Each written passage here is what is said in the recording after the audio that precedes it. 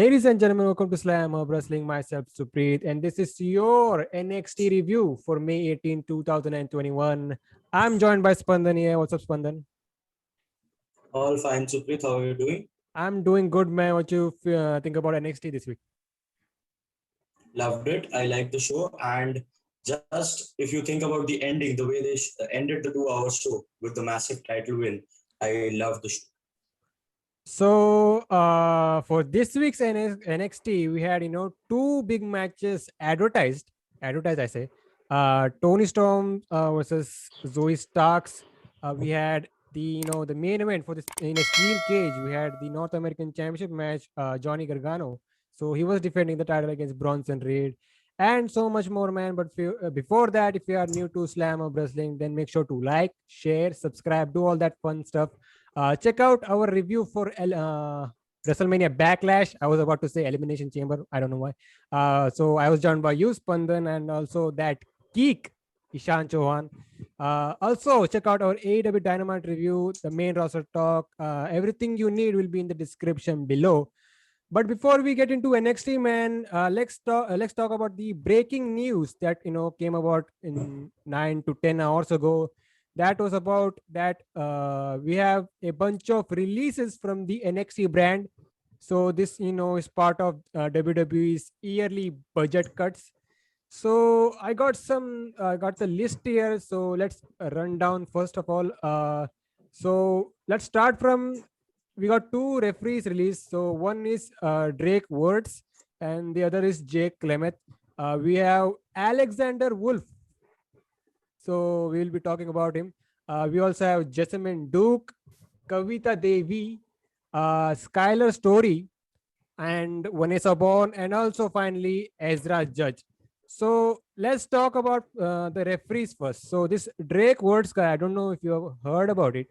So this I guy, don't know the name, but I looked at the picture and he's a senior ref. and he has been on all of the NXT shows. You could say, like you said, he's a senior referee over there. So the situation with him was that he had backstage heat, and he is famously known for being a anti-masker. So you can figure out what's the scenario with him. The Jake Clement guy, I think he was a young referee. And if you could remember before the pandemic, so when the storyline between Kevin Owens and Seth Rollins was going on, so they introduced a referee. So Okay, that guy. that's Jake Clement. Alexander Wolfe. So we were about to talk about that he's been taken off Imperium, where he goes next. So he's one of the names, and his reason is that he's actually his contract was about to expire, so it makes sense at the end of the day, right? Jessamine Duke, you could say, is another big name if you include Alexander Wolfe with him. So she was part of the MMA four horsewoman with Shayna Baszler. And you also said that that we are about to talk about, that she could be part of Diamond Mine, the MMA rumored MMA faction. But her situation is that that there is a chance that she may come back. So, speaking about the entire situation, obviously, a lot of superstars losing their livelihood is, you feel bad for them. But as you said, Alexander Wolfe, his contract was expiring. So the move that happened on NXT with whatever we are going to talk about, the Imperium thing, now makes sense. That the way they, took him out, probably he knew that this was coming. I don't think it was a shock to him, but it was to the other superstars. The another major name I want to talk about is our own Indian Kavita Devi. So she's been injured since a couple of months or more than that, which is also why, all these Superstar Spectacle was the show where she couldn't come because she was in India rehabbing. So that could be the reason that they took her out, that she's been injured for a lot of time and she's not being able to be used. But again, you feel bad for all these superstars. And Jessamine Duke, so that takes out the scenario of the WWE Horsewomen versus the MMA Horsewomen. But you still have chances of Ronda coming back after a child is born. You have Shayna Baszler. Then you have Marina Shafir, who's not been taken out. So yeah, you feel bad, but again, if you see the moves they've made, because talking about the refs, I don't know how these referees get into backstage heat. If they have some production, if they have rights backstage to do something in the storylines and all of that stuff, then it could be controversial. But I don't know how these refs get into this trouble, because last year, April 15th, which is called Black Wednesday, it was Mike Chioda. And out of the blue, because it's one of those referees who there's Charles Robinson, who has this iconic. He runs down during Taker and Michael's match. That is the one referee. Mike Chioda. Normal people also know that ref, so they were shocked to see that move as he was fired. So yeah, you feel bad, but again, if business-wise you see those things, maybe it makes sense. Maybe it doesn't. We are in a difficult position to announce that. I also talked about, a few weeks ago on the main roster talk, when we had the main roster releases. So if you are releasing these many people, then why are you hiring this new, some new talents from other sports and fields? You can debate around that Yeah, situation too. the main roster ones were more, shocking to me. I last year when you saw Rusev get released, so Rusev's reason was obvious, kind of obvious. Miro right now. So he was being, well, truly being booked bad. But again, if Miro, let's imagine he's watching this. So Miro, you could have waited 1 year. Bobby Lashley, you and Lana. Lana is in a tag team with Naomi. Bobby Lashley is the goddamn WWE champion. Maybe you could have waited. But again, you make your own choices. He was angry with his booking and all of that. Samoa Joe this year being released, I was sad by that, because that guy has been so unlucky. He returned in 2020 going up against Seth Rollins and AOP and all of that. And he goes for an ad shoot and injures his finger in a ad, in a commercial ad. I mean, the luck is not just there in his side. But seeing him at WrestleMania, I thought he could return to the ring. There were reports he's coming back. I was shocked by that. So I don't know. They want more money, but we should hire them. So we were talking about Alexander Wolf, Jessamine Duke. Let's talk Kavita Devi. So there is also, a report that someone close to her passed away, some relative, something like that. That's Okay. that's another reason, she could be, returned to India, briefly, and they could have used her even better. Yeah, because she had a proper character. You look at her and the word screams in your mind India. Because the entire clothing, the color of the clothing, orange, which is very, significant to the political parties and everything in India. So it all matches. So you imagine India. So in that sense, I wish Kavita Devi was used more. Maybe we'll remember her as the strong Indian woman, the Indian Nia Jax, or she was way better actually than Nia Jax. And talking about her WrestleMania match, she had a WrestleMania 34 Battle Royal. She was there in that match in the Women's Battle Royal. So we'll remember her for that. But if she comes back, which I hope she does, then she should be back stronger. I don't know, man. This doesn't set a great tone for NXT India. I'm just saying. I'm just saying. Yeah, NXT India had to happen because there were rumors and all of that stuff. Because Triple H and all of these people know India is the biggest, probably the biggest market.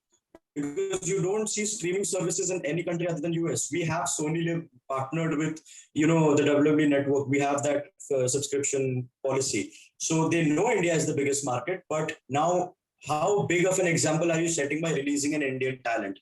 But again, you can match that with an Indian going into the Hall of Fame as well. Kali went to the Hall of Fame. So all of that, it's coming, but NXT India is a possibility, but not in the near future. Let's talk about the less known names that didn't appear on TV. At least Kavita Yeah. Devi was on the Mae Young Classic. But first of all, we got Skylar Story. So she was, formerly known as Brandy Lauren. And if you look Okay. at it, she only had one NXT appearance. I think she was in one of those women's battle royal in that was for a number one contenders, I think. Okay, so I don't, it's difficult for me to give a judgment because I've not known her career or anything. So the least I can do is send her some good wishes that she comes back or does something else in her career. But other than that, I don't think I can give a judgment here. I think not any everyone is gonna come back. They have given a hope for Jessamine Duke as of now. I don't think these people will be coming back. Jessamine Duke, yeah, I hope she does because we know it. WWE does want to have that 4 versus 4 match at probably a Mania or a SummerSlam, or possibly the best spot for a 4-on-4 is Survivor Series. They want to have that match one day. Jessamine Duke could come back because contacts in the company are very important. And now that Jessamine Duke is related to Shayna Baszler and Ronda Rousey. Ronda Rousey is probably the most anticipated return of when she comes. Maybe after Brock Lesnar and Becky Lynch. But those contacts, Ronda, Shayna, all of those people, Marina Shafir, probably I hope Jessamine Duke comes back and we get that massive 4-on-4 match. The next person you have seen her on TV, it's Vanessa Borne. So Hmm. she was paired with Aliyah. During the when NXT first came on the USA network. So then she got Hmm. injured, and there was rumors that she was about to be called up to the main roster, but that didn't happen, and she's released. I think she was, I don't think, that good in the ring, but she she had certain upside, that she could have been pushed or something. Yeah, but thinking about the call up thing, right now, when there are no crowds, it is the perfect time for people to come on the main roster and not get booed, not get cheered, simply getting the feel of the main roster. If obviously they're properly used. We saw Rhea Ripley. She's not having I wouldn't say it's a good run, but she's the champion. So, yeah, she's like the top dog of the women's division on Raw. So she's the Raw Women's Champion. We have Damian Priest, who's God, I hope it's ended with Morrison and Miz. We have Damian Priest, who's probably going after the US title or something. So this is the perfect time to have those call-ups and everything. But if she's not that good in the ring, if she's not having a gimmick, you can't use these superstars basically. Even you, if you want to be called up, if you want to perform, you have to take that move and say that I do want to do this. I'll take an example of Eva Marie. Back in 2015 or 16, she was not allowed to enter TV or the building. She entered the arena. She met Road Dogg. She gave him a paper where she had written a theme song and promo and all of that. And she said, "Look at it. Maybe you can use me." And now evolution and all of that is happening. So maybe 4 or 5 years, maybe more than that, you will get used. You have to take that move. So maybe they didn't. They weren't confident, and you can see the result. So last we got Ezra Judge. So this was some recruitment from other field, football, and they do something like that. But he Hmm. he never got to debut on TV. So there you go. Um, I don't know what to say about that because they've brought in people from different fields, maybe looking at their size or their abilities or something like that. Because football, I think you mean American football, you mean rugby. Yeah. Yeah, because most of the talents come from there. Corbin, Goldberg, Reigns, all of these people are from there. So just because of the size, basically, they brought in for their size, and now he's not been able to get on the show. So I don't think it would matter that much to him. He still has his other fields to get into. So yeah. So those were the NXT releases. Not that impactful, compared to the main roster. But yeah, if Yeah, you 2 to 3 big names, other small names, but it would impact them if they want to do something important with those guys, and now you don't have them. but anyways, man, let's get to NXT this week. So they Yeah, had so they kicked off. let's get to the good stuff.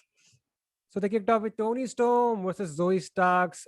Can you talk about the history between this? How did we get to this match? Yeah. So we had Toni Storm and Zoey Stark at NXT Takeover Stand and Deliver night one kickoff show. They had their match. Zoey Stark getting a massive win, perhaps the biggest of her career till now, over an accomplished Toni Storm. And then they have their vignettes, they have their backstage promos, the chit chat happens. It's portrayed that Zoey Stark is a fighter and she'll win and she'll be the NXT Women's Champion. But Toni Storm, obviously, being the accomplished wrestler, doesn't like this rookie. So all of this happens and their match culminates tonight, which not tonight, it happened, it culminated. And, the accomplished superstar gains the win. Let's talk some highlights. So the match was overall decent. So as we get to the end, so Storm was not able to, put down Starks with the finisher that's called Storm Zero. So she decides to, I think that's gonna be her new finisher as we move forward. So she hits some kind of DDT, and that got her the win. And I think and now that Toni Storm is in the winning ways, that they can build her up to be potentially go after the NXT Women's Championship against Raquel Gonzalez, maybe a takeover. Yeah, absolutely. Toni Storm, as I was talking to you a couple of days back about NXT, that Toni Storm's move, the Storm Zero, isn't impactful. I don't like that move, to be honest, because she's in a pedigree form. She twists her opponent and then slams her on the ground, and she gets the minimal height on that superstar. It's basically no impact. You're just doing a power bomb and with no impact. So this new move, I've watched it a couple of times on the reels on Instagram of WWE, and I like that move. It's basically bending the neck of the superstar in a form of a DDT or suplex. So I like that move, and Toni Storm getting the win proves she's not a dumb, superstar moving around in NXT. She's not losing all of this. She's freaking Toni Storm. She's an accomplished wrestler, and now Raquel Gonzalez should look out for her, because Toni Storm's main aim basically is to be NXT Women's Champion. So you talked about Raquel Gonzalez. So she and Dakota Kai, were being interviewed backstage. So they want, Dakota Kai wants that her and Raquel should go back to challenging for the NXT Women's Tag Team title. So I think that match is happening next week, right? Yep. Against, I don't think it's a title match. I think it's Ember and Shotzi who are facing them. And probably the winners face, the way for the tag titles. So you could, add this, to the, ongoing, dissension. They haven't teased it yet. You can add this layer, to this, what could happen potentially between Dakota Kai and Raquel Gonzalez.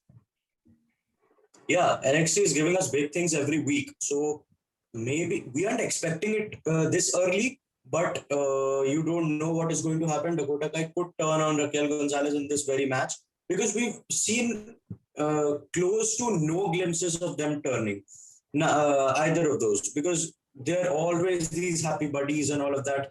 Raquel moving ahead of Dakota. Dakota was always in the front.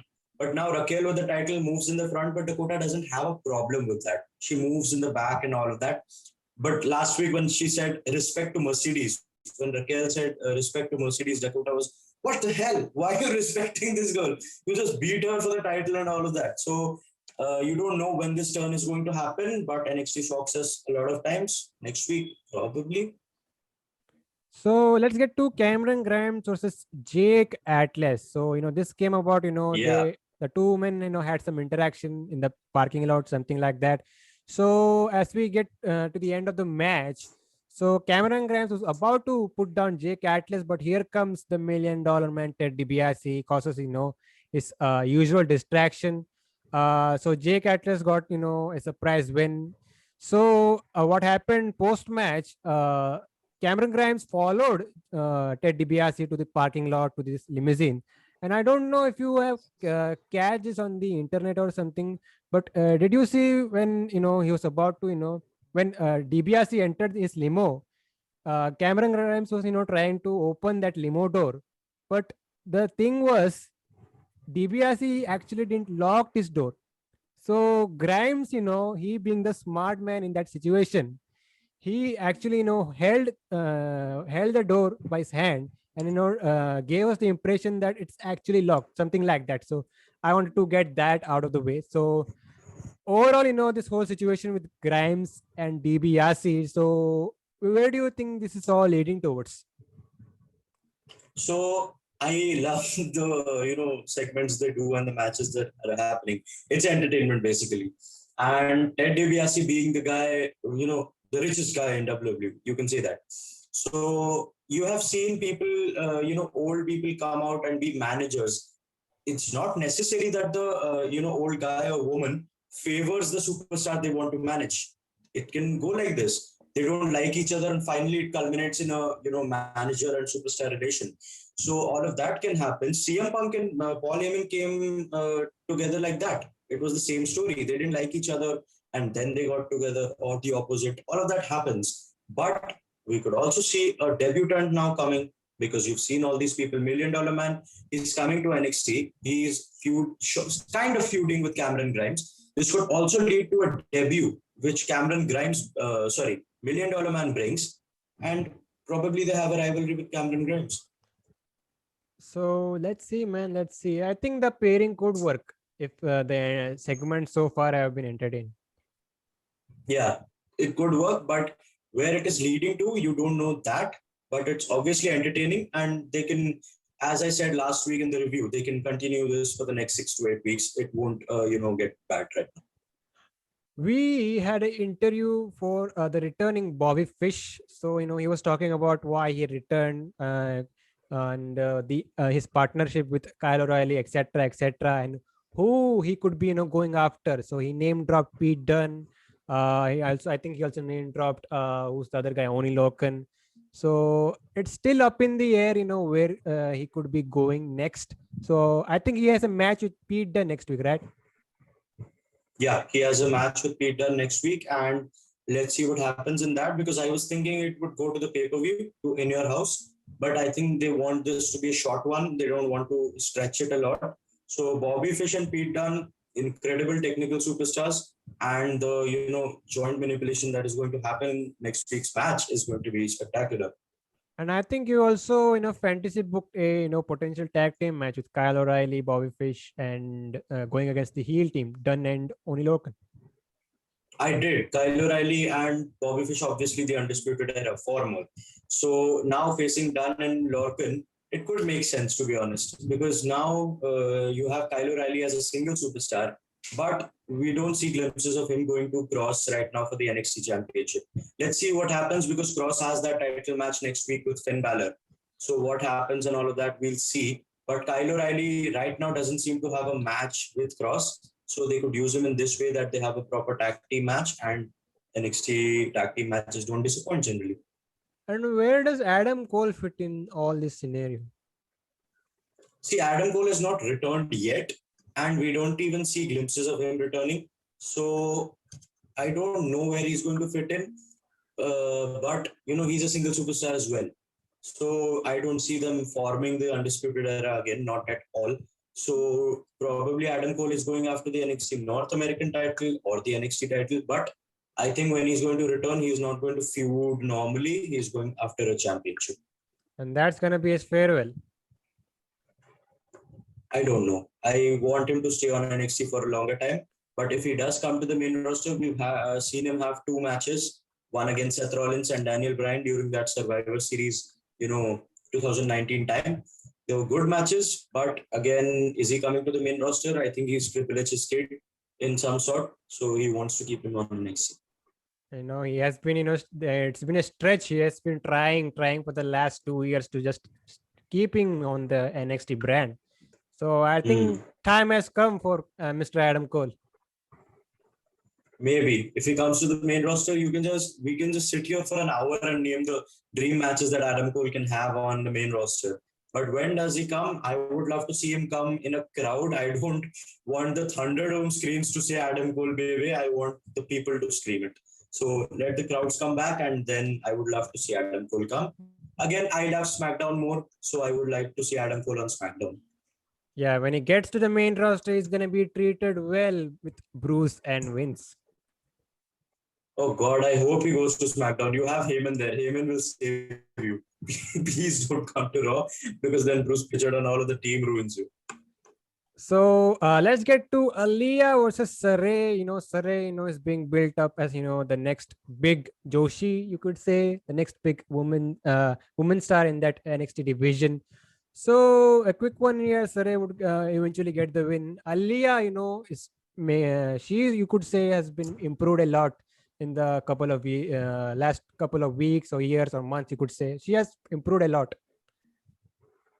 Yeah, Aliyah has improved in the ring a lot, but my problem is in NXT, if you have these random factions, the Robert Stone brand and all of that, give them some big wins just to make them feel important. You don't have to necessarily call it a push because not everyone can go after the title. That is obvious. So the big superstars go after the titles, but maybe Aliyah is facing a kind of a Tony Storm. Just giving you an example, and she beats Tony Storm.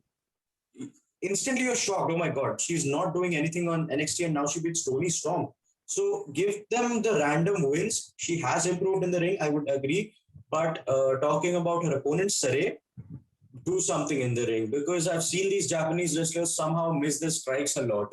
On Raw, talking about Asuka, going off topic a bit, sorry, but Asuka missing those knee strikes, missing those kicks, I've seen this a lot.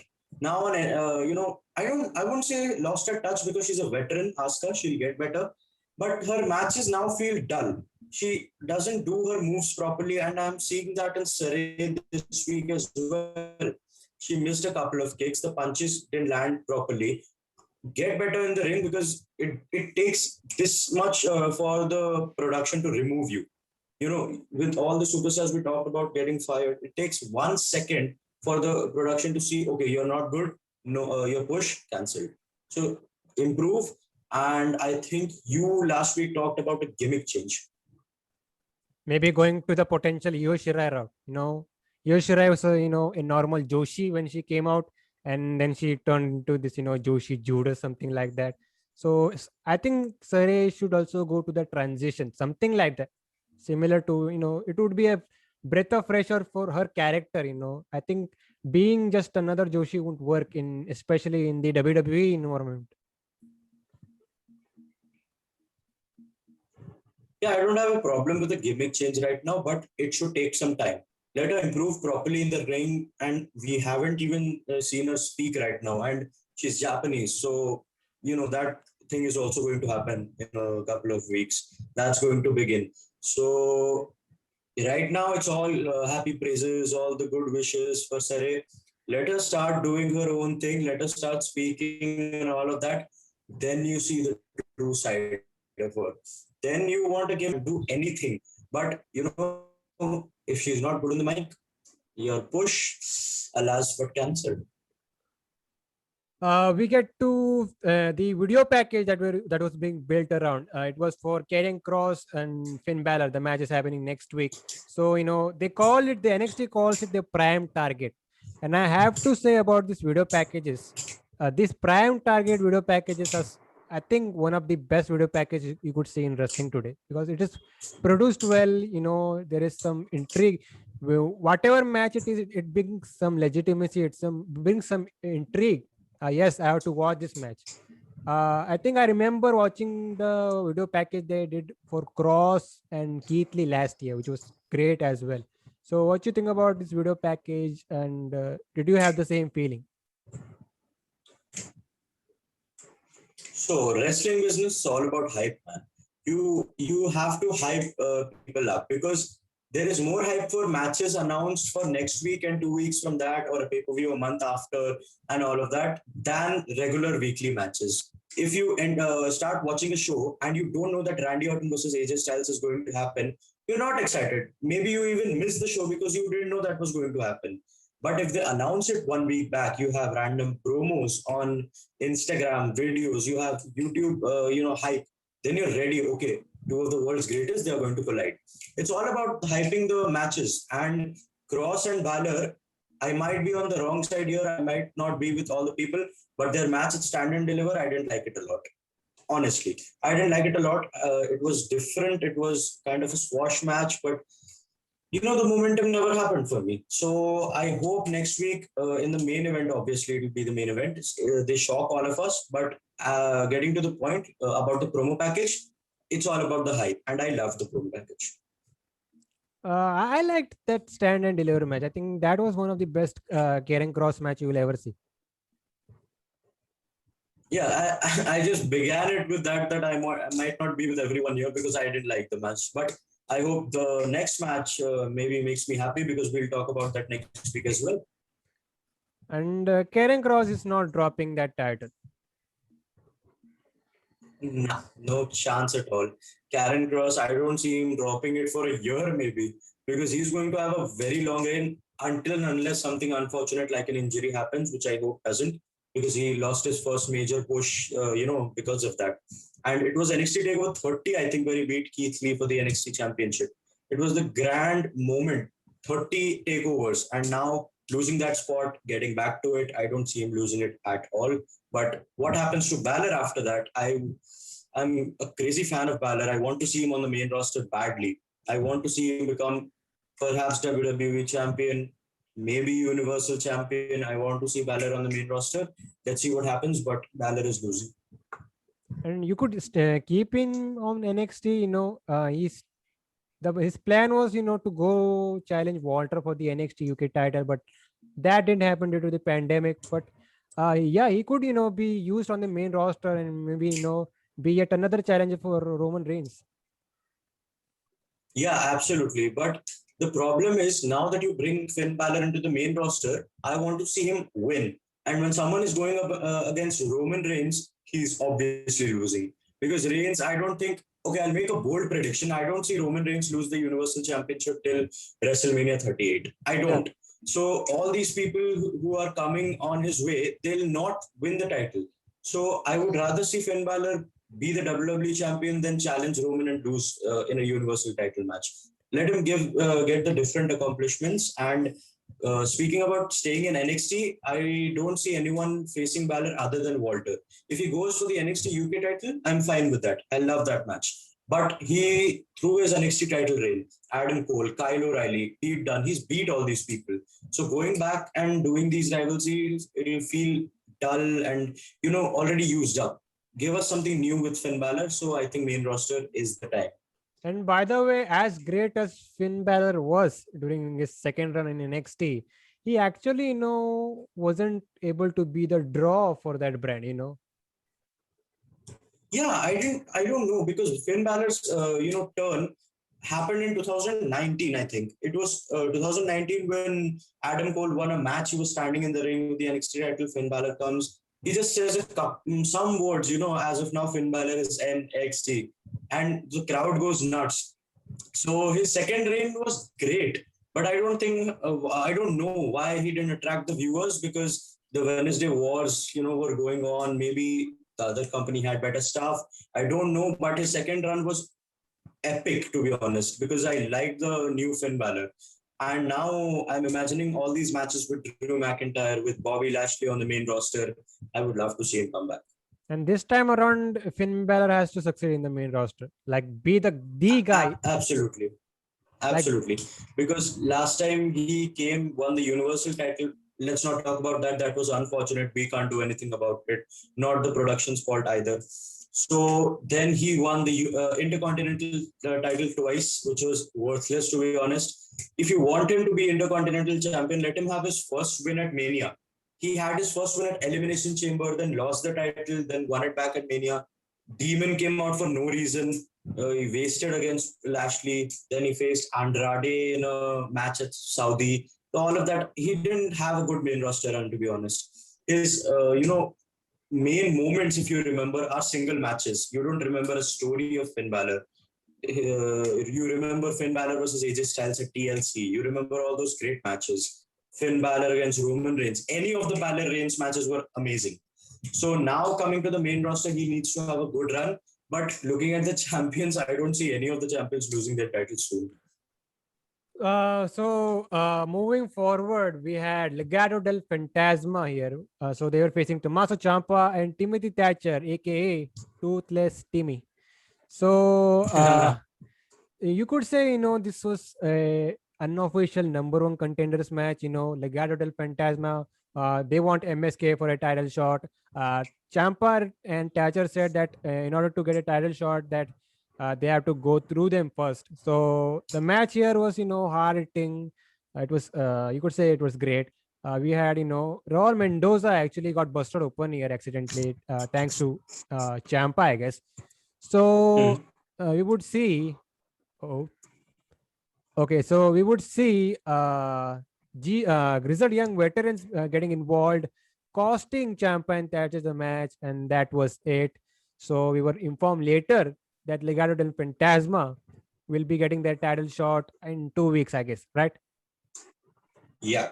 So I loved the match, to be honest, because Legado del Fantasma is a fast-paced team. They are not lucha superstars, lucha libre, but yeah, similar Mexicans basically. So they're fighting for the pride and all of that. They won the titles now, and Thatcher and Ciampa are basically 80s wrestlers. I've said it the week before and even before that they're proper match style wrestlers. And this chemistry between them, fast-paced wrestlers and 80s style wrestlers, it's amazing.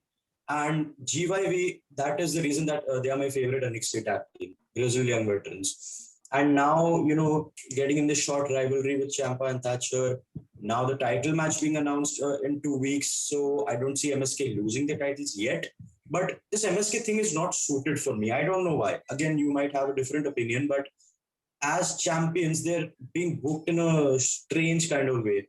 They're faces, but as they're going against Legado del Fantasma, they have to be the faces here. But they're getting booed in the NXT crowd. What is happening with them? They're not yet there for me. But yeah, these are two feuds that are happening right now. Legado del Fantasma facing MSK and Ciampa and Thatcher against GYV. So if we want to fantasy book this, so in 2 weeks, MSK will be retaining against Legado. So they could be potentially facing GYV at Takeover. They were where GYV finally beats MSK and wins the titles, and then you have a ready-made feud with Ciampa and Thatcher. So seems like a pretty perfect Yeah, booking to me. absolutely. I would love that. Because MSK, now they don't seem to have a good tag team run right now. And I don't want them to have a long run either. So GYV, they've been losing a lot of times now. Dusty Rhodes Classic finals twice. They're not winning the titles either. So now, giving them this big win would mean a lot. I would like to see this match. And then, as you said, ready-made feud. If they win the titles, then you have an obvious challenger in Ciampa and Thatcher because you have that short feud going on. But we've seen NXT give us multi-man tag matches these days. So we saw that triple threat for the inaugural titles and all of that. Vacated titles, sorry. They had that match and all of that. So fatal four-way is also possible. But GYV should win. I don't want yet another tag team multi-man match. I think we saw it for the past two takeovers now. Yeah, tag team wrestling has to be highlighted, to be honest, because we've seen a lot of criticism on the main roster tag team run. Now you want a good, sort of tag team match on NXT, and it should be 2-on-2. So let's see, man. Let's see. We head towards a Pete Dunne interview. So this was actually a sit-down one. I think it was with Sports Illustrated or something. Yeah, it was with a journalist whose name I don't remember. So this was not your basic, promo type of interview. This was a normal interview. Pete Dunne was actually answering, the basic questions you would throw around when you do an interview with a wrestler. So he was, talking about his that he conquered everything in NXT UK, and he wants to conquer the NXT brand here in USA. So he was talking about the potential championship. He could go, he could go after the Cruiserweight championship. We could go after the North American title, and mainly for the NXT championship. That's pretty much it. And mostly, if you think about it, him going after the North American championship is the best option for now. I love this interview. I don't think it was, hyped up enough or, talked of enough right now after that interview, but I loved it. I didn't feel for one moment it was scripted. It felt so truthful and real. Pete Dunne talking about what he could do, what he has done, all of that. I love the interview. And speaking about what he should do now, he's already said, I can go back to NXT UK. That's also my title right now. I could go after the 3 titles on NXT that are available. Now that you have a face champion in Bronson Reed, we'll talk about that later. So Pete Dunne could obviously go after him because Pete Dunne versus Kross is not a possibility right now. So the obvious option feels Bronson Reed, but I would love to see what Pete Dunne does after his match next week against Bobby Fish.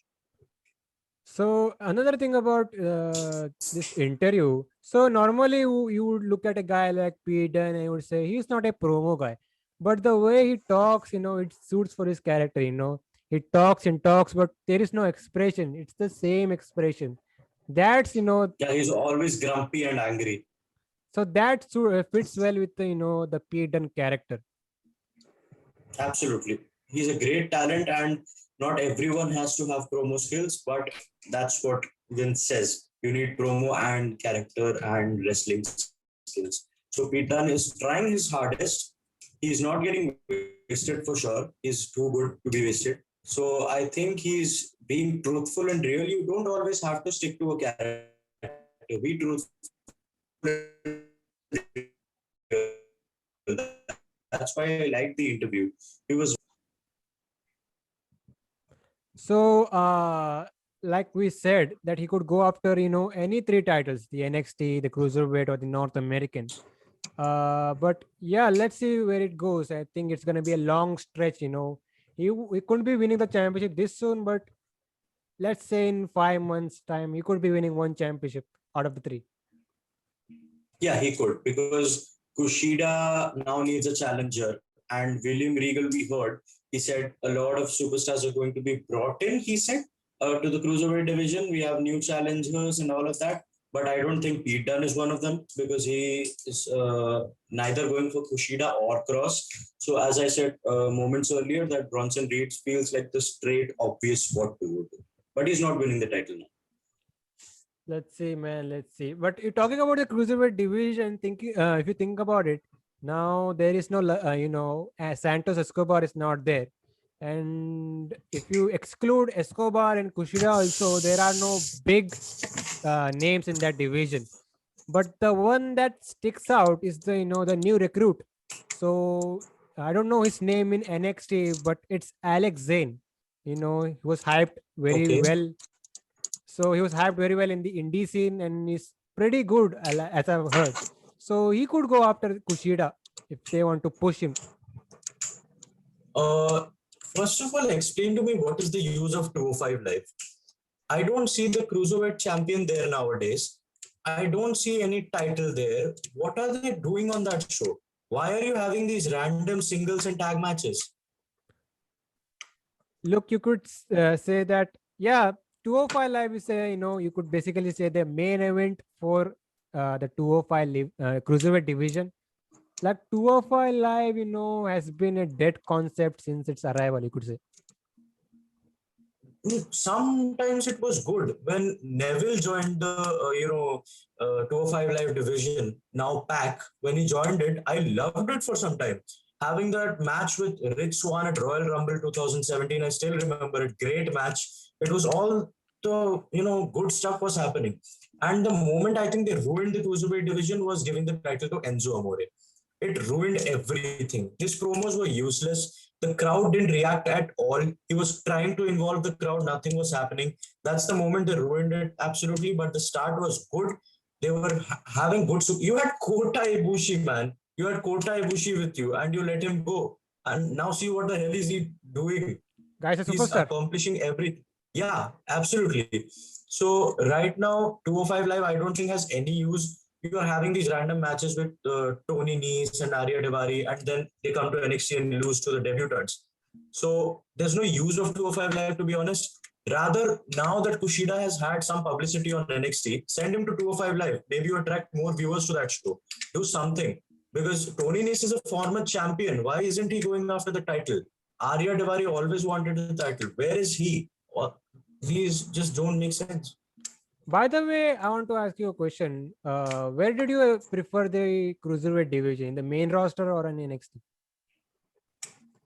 Mm, that's a tough question, to be honest.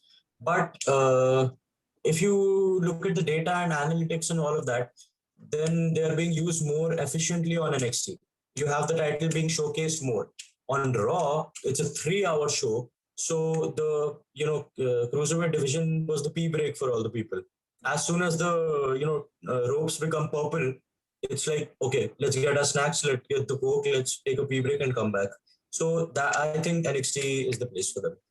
And by the way, when they came to NXT, were during the, I think early, when they came to NXT, that cruiserweight division in 2019, until we got to the pandemic, that division was running very smooth. We had Isaiah Scott, we had Leo Rush, we had Angel Garza. So these guys were doing a fantastic job, carrying that whole brand. Yeah, you remember all these moments from Survivor Series season. Angel Garza was the NXT Cruiserweight champion. Then he came to the main roster as Umberto's cousin and all of that. So obviously he's done now, basically. But he was the champion. All these people were. Leo Rush was there. Leo Rush again, crazy talent. But again, all these superstars were handling the Cruiserweight division. Now you see all of them gone. But where is the Cruiserweight division leading? You are having that 205 live show, give it some legitimacy, add the champion to it, let Kushida fight on 205 live and NXT, and that would add more sense. Or, if you want to grow the division, we don't have any stars in that division. You could bring in a Ricochet, the underutilized, you could say junior heavyweights or cruiserweights to challenge for the NXT cruiserweight title here and there. There's a issue in that too, because now the wrestlers, when you talk to them about these issues, there are rumors. You have news that would you like to go back to NXT? They ask those superstars, and they say, "No, man, I'm good on the main roster. It took me so long, and all of that stuff." They asked Cesaro too when he was not being utilized properly. He said, "No, I want to stay," and now look at Cesaro. So I won't say it's an attitude, but people want to stay on the main roster even if they're being utilized a specific way, which we call underrated and all of that, buried, underpushed, all these words we used. So they probably see themselves as a champion in 2 to 3 years and don't want to go back to those brands. But saying that Ricochet and 205 Live, you can already imagine what the matches are going to be. So quite the possibility, but I don't think Ricochet would want to come back. But let's say, man, that was my take, could make the whole division title mean you more. Hmm. Promoted that Escobar is, the greatest cruiserweight champion of all time. I don't agree. I think I would put Buddy Murphy over him. But yeah, you could bring in those underutilized main roster acts to here, and you got it helps in both situations. It helps the division, it helps the underutilized performers as well. Yeah, that could happen. And Umberto was probably going to be pushed as a cruiserweight superstar, but he stayed only for a brief period of a month or two and then jumped onto the main roster. So all these things happen. Cesaro wasn't in NXT for a long time. He was there for a very short time, and then they saw the talent and brought him to the main roster. So I don't know where the cruiserweight division is going, but I think it's in good hands now that Triple H is handling it. It'll get better. So let's get to Hit Row. So they had, their, you could say, the official debut. So we Hmm. had Top Dollar and Ashanti or Danis. So they were facing 205 veterans, like they said on commentary, Ariya Davari and who's the other guy, Toni Nese. Yeah. So the veterans, made the young guys make look good here in the ring.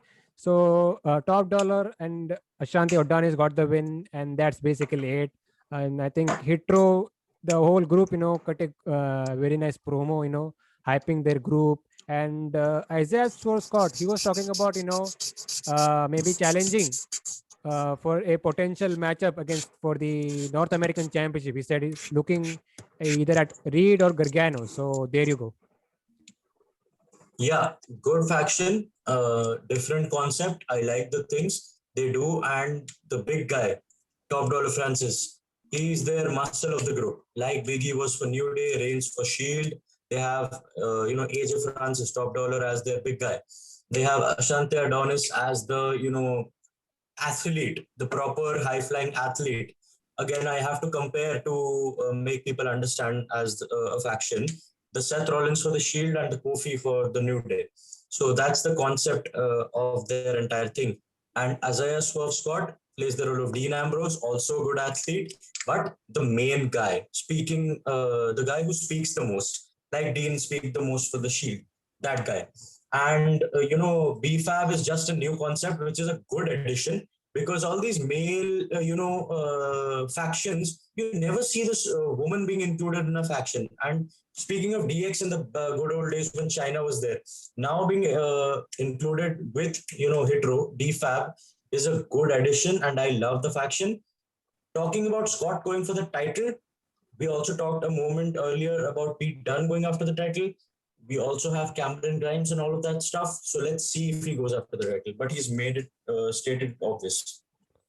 Yeah, then you have officially you can build this North American title picture very easily. You got Pete Dunne in the back, you got Isaiah Scott. If you build back up Cameron Grimes, there's yet another challenger. So good stuff. Also, I forgot Mm. about the other guy, LA Knight. Yeah. There you go. Yeah, you already have so many superstars to go after Bronson Reed. You still have Gargano, but I think after that attack and beatdown on Karrion Kross, Gargano also wants the NXT Championship now. Because why would you attack Karrion Kross for no reason? Because you wanted Austin Theory to get beat up? No, you want the NXT Championship. There is a reason behind it. So Gargano, I think, is going after the NXT Championship and not his old title. So let's talk about, we talked about during the starting of this review, we had Killian Dane versus Alexander Wolfe. There was a situation, that he was about to leave Imperium. So things finally imploded here, He was not able to beat Killian Dane with cheap tactics. And the Imperium members, decided to turn their back on him and kick him out of the group. And, that's when we got to today, it finally made sense. He's out of WWE. Kicking him out of the faction, out of the company. Yes. So nothing much to discuss, man, at this point, right? Yeah, because the match now makes no sense. The match, not the story. I say the match makes no sense because they didn't have any highlights that we need to talk about in the match. It was a short match, nothing meaningful. So, but now the move that Imperium made after the match makes full sense. Now that his contract was expiring, and I hope that's the reason he was fired. I hope it's not salary cut and all of that. His contract was expiring. He was not happy. I hope that's the reason. And now him being removed from Imperium makes the full sense that they attacked him, sort of removed him from the faction, eliminated him from WWE. Before we get to the main event, can you talk about what happened with Indy Hartwell, Candice LeRae? What were these guys doing in NXT this week? So Indy Hartwell and Candice LeRae probably got a bonus for winning the titles. So they've gone to this massage, arena, if you say, massage place. So they get their, good massage. They're in their white robes and all of that. They're sitting.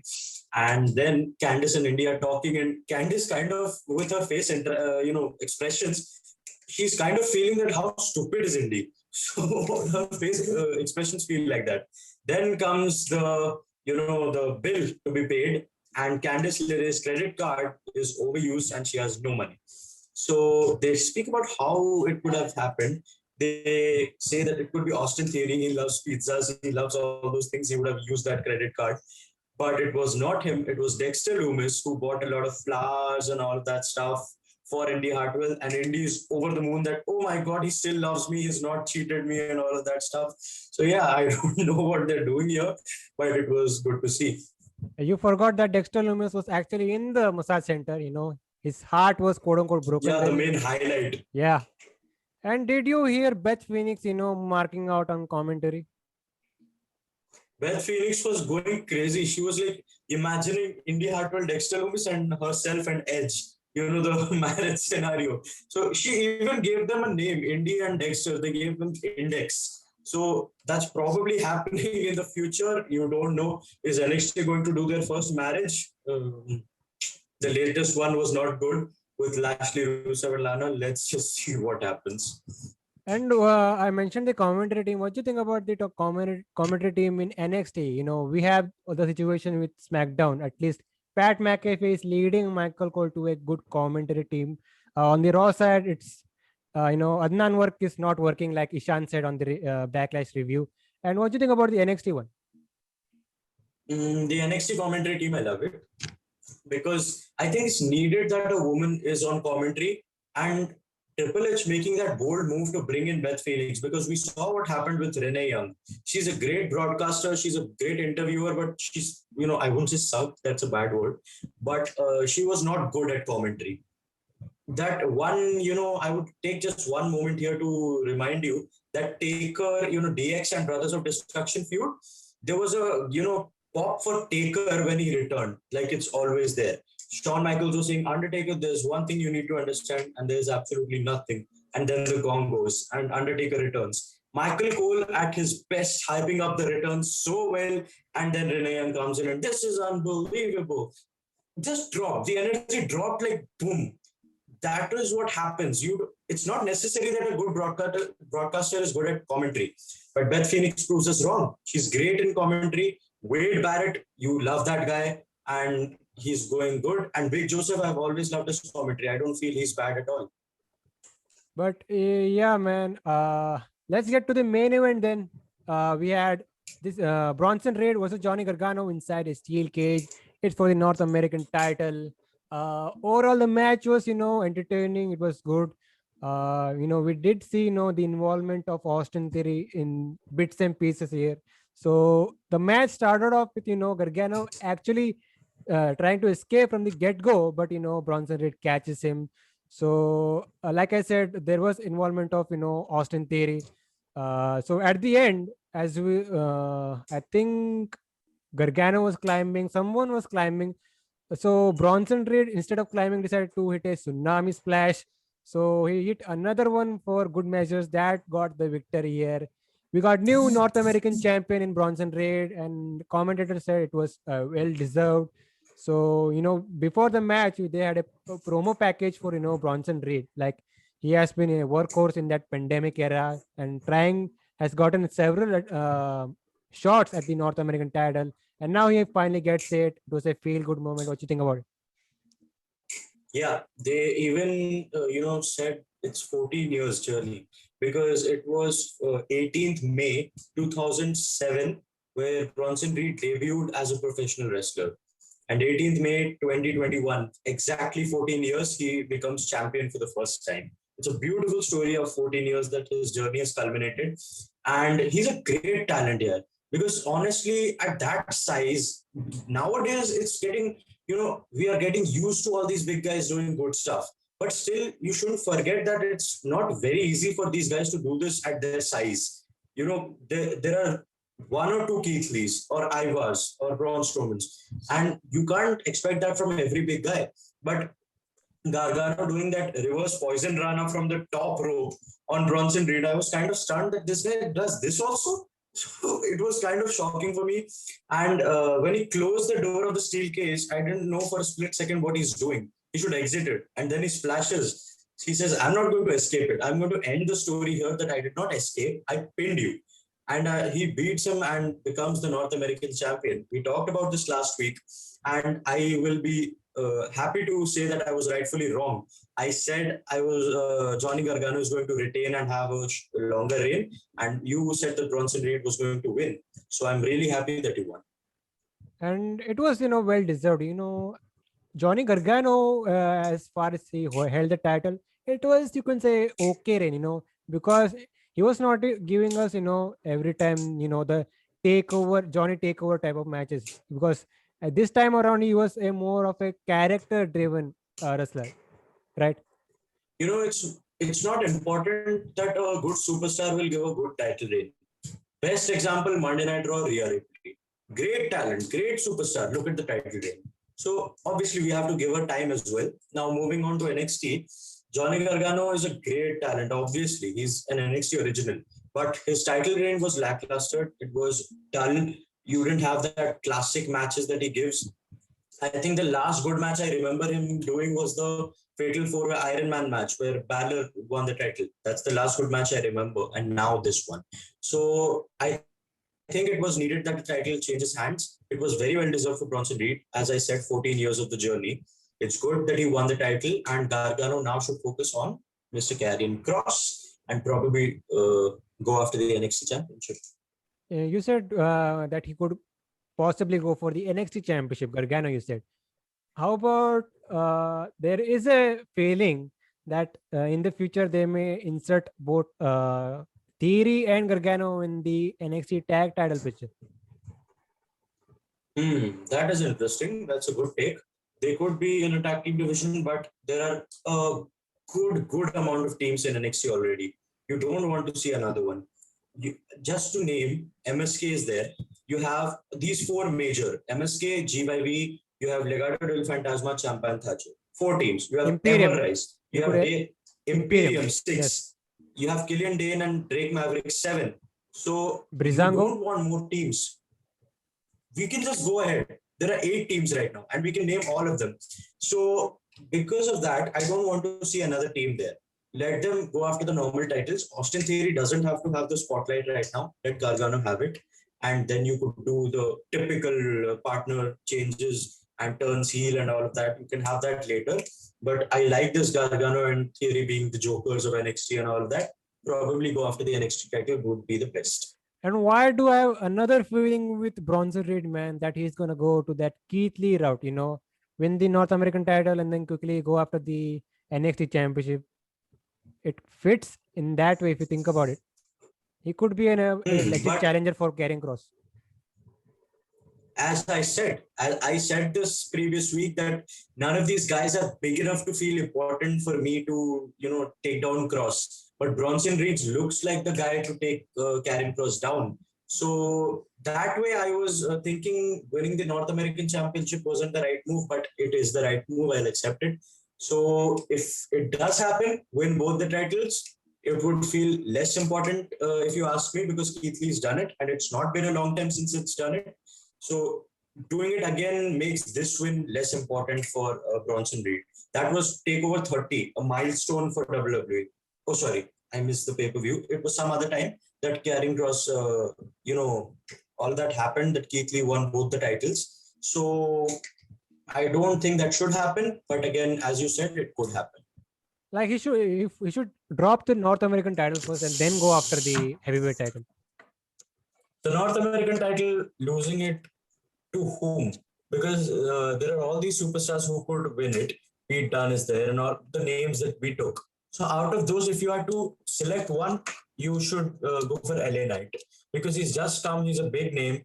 He's a debutant, and give him the title to make him feel more important. And then Bronson Reed goes after Kross. Yeah, that's easy to book. If you want, to select the guys that you want to take the title from Kross, you can put Bronson Reed. You could book Walter, and you could, you have the story with Ciampa. They could do with something like that. But yeah, absolutely. But my only issue is the challenger needs to feel important. These small guys, how can you imagine a Pete Dunne or a Kyle O'Reilly beating Karrion Kross? You don't. He feels invincible on TV. That's how they've built him.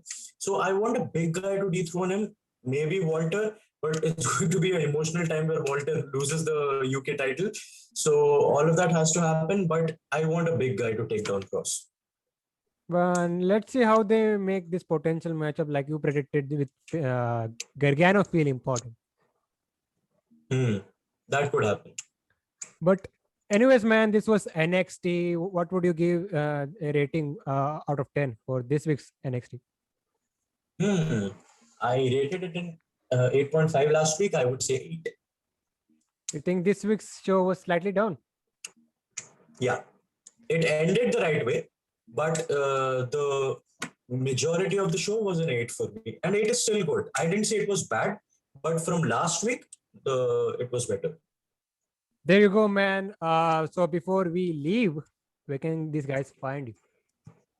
So you guys can find me on Instagram, Twitter, and YouTube at all the places at Ghar Baithe Desi. I do editions, I do talk shows, vlogs, all of that stuff. So you can find me on any social media platform except for Facebook. I don't use that. So other than that, that's it. You can find Slamhub Wrestling on Twitter at SlamhubW, Instagram at Slamhub Wrestling. You can catch this review in the audio version in Anchor and Spotify as well. So this was the NXT review, and we'll see you guys next time.